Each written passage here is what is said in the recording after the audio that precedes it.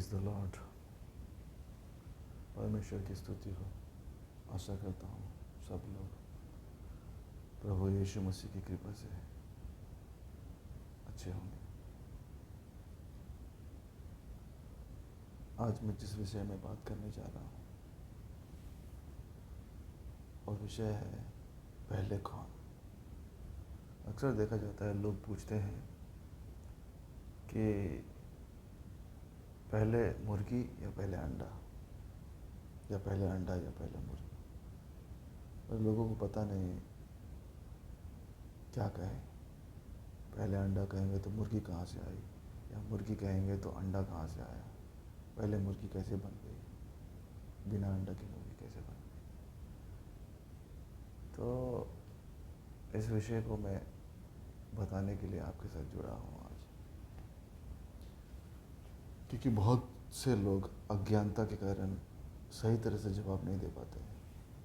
और जो ये विषय है पहले कौन, मुर्गी पहले या अंडा पहले, तो इस चीज़ का मैं खुलासा करना चाहता हूँ, क्योंकि ये तुम्हें कहीं भी नहीं पता चलेगा पहले क्या हुआ बाद में क्या आया।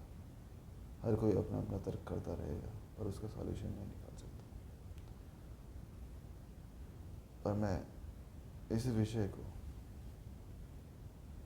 बाइबल के सहारे से बताना चाहता हूँ। बाइबल हमें सिखाती है, उत्पत्ति की पुस्तक पहला अध्याय, जेनेसिस चैप्टर 1, पैदाइश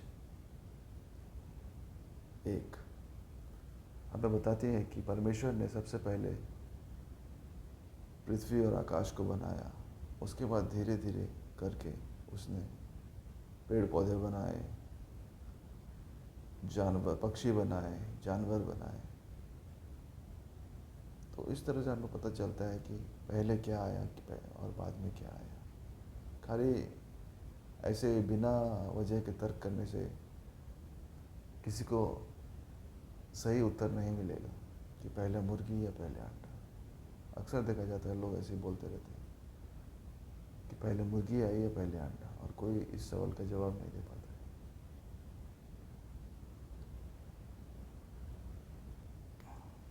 तो मैं बाइबल के सहारे में आपको कुछ बताना चाहता हूँ कि इस सवाल का जवाब क्या है। बाइबल में हमें हर एक सवाल का उत्तर मिलता है। बाइबल बताती है, हमें सिखाती है सृष्टि का वर्णन।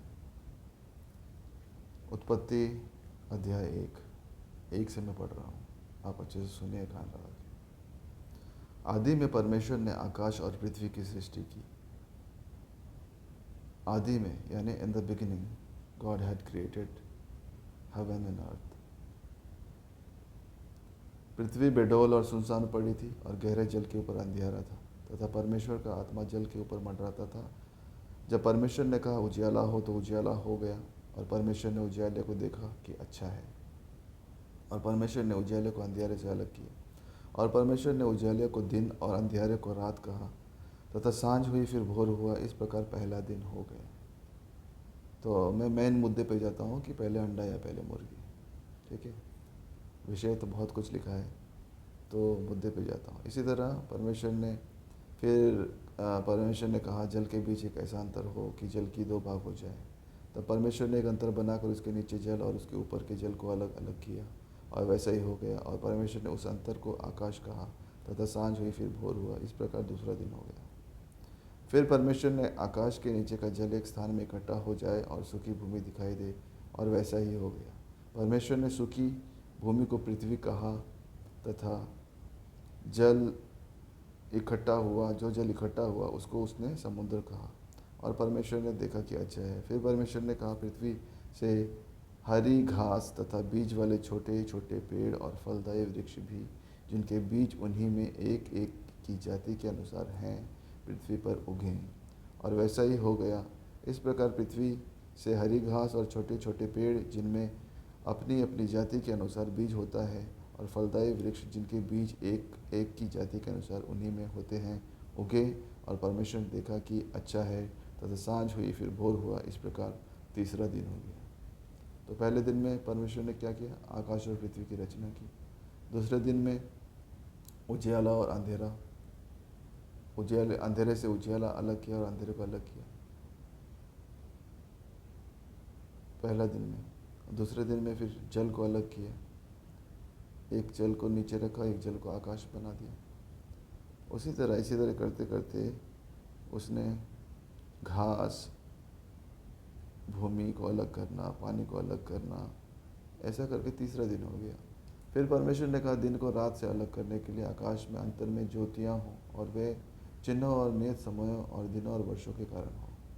ज्योतियाँ बनाई, सूर्य बनाया, चंद्रमा बनाया, तारे बनाए। ओके, तो इसी तरह फिर चौथा दिन हो गया। फिर परमेश्वर ने कहा जल जीवित प्राणियों से बहुत ही भर जाए और पक्षी पृथ्वी के ऊपर आकाश के अंतर में उड़े। तो क्या बनाया, चौथे दिन के बाद परमेश्वर ने जल में जीवित प्राणियाँ बनाए। जल जो समुद्र था उसमें जल के जीवित प्राणी बनाए और उसमें भर जाए कहा। और उसी दिन पक्षी को बनाया पृथ्वी के ऊपर ताकि वे आकाश के अंतर में उड़े।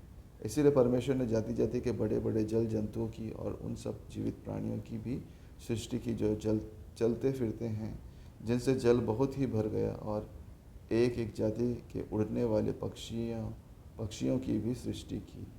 और परमेश्वर ने देखा कि अच्छा है।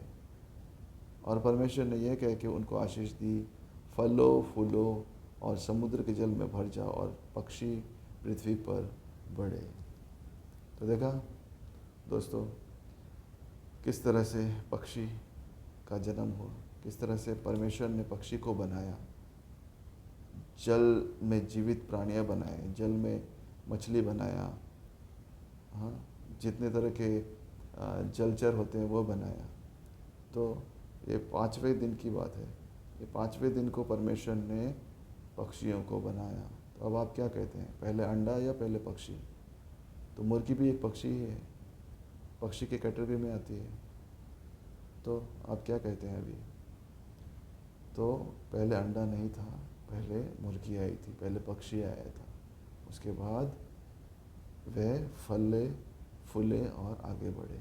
इसी तरह से ये सर्कल आज तक चल रहा है। तो दोस्तों कैसा लगा आपको सही वचन जान के कि परमेश्वर ने किस तरह से सही रीति से हर एक वस्तु का निर्माण किया? तो फिर जब भी कोई आपसे पूछे कि पहले मुर्गी या पहले अंडा, तो आप कह सकते हैं ना अभी कि पहले मुर्गी आई, अंडा बाद में आया, क्योंकि परमेश्वर ने 5वें दिन पक्षी को बनाया।